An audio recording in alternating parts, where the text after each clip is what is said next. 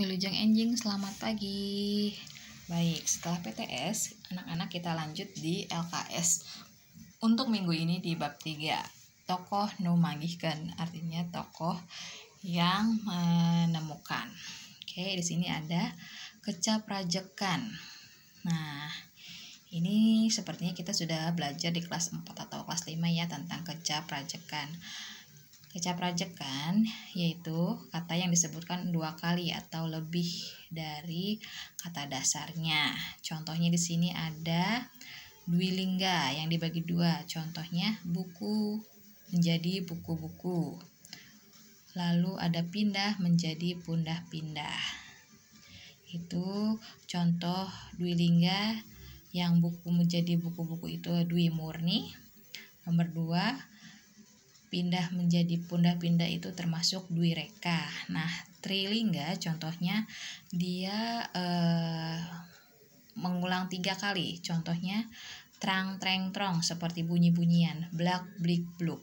Nah, di sini ada yang nomor 2 kecaprajekan sabagian, yaitu yang menyebutkan 2 kali bagian dari kata dasarnya. Di sini ada dwi purwa.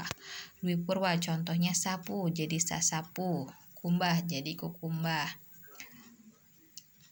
Lalu yang B ada dwi madya, contohnya sabaraha jadi sababaraha.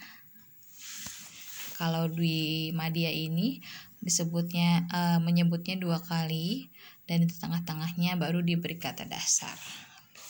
Lanjut di halaman 24 ada wangun di jeung ka dina kalimah. Artinya ada kata di dan ke di dalam kalimat.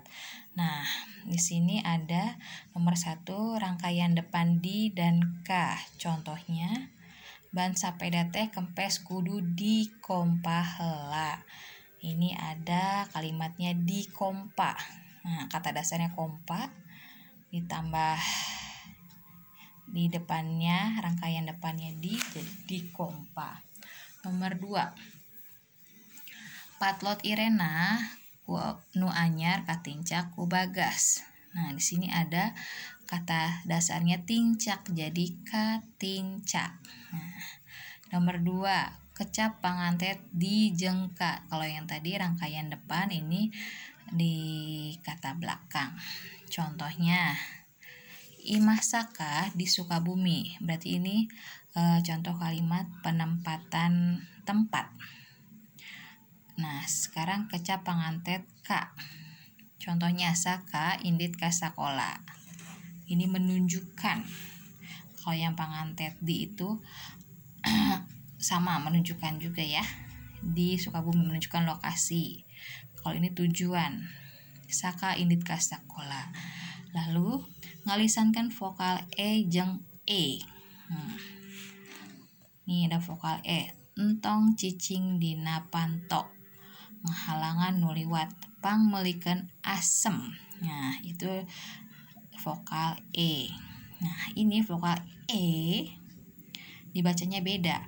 Kuring boga entok 5. Saya mempunyai bebek 5. Dompet arini weteh keneh. Dompet arini masih bagus. Saha nu dipatil ku lele. Siapa yang dipatil oleh lele?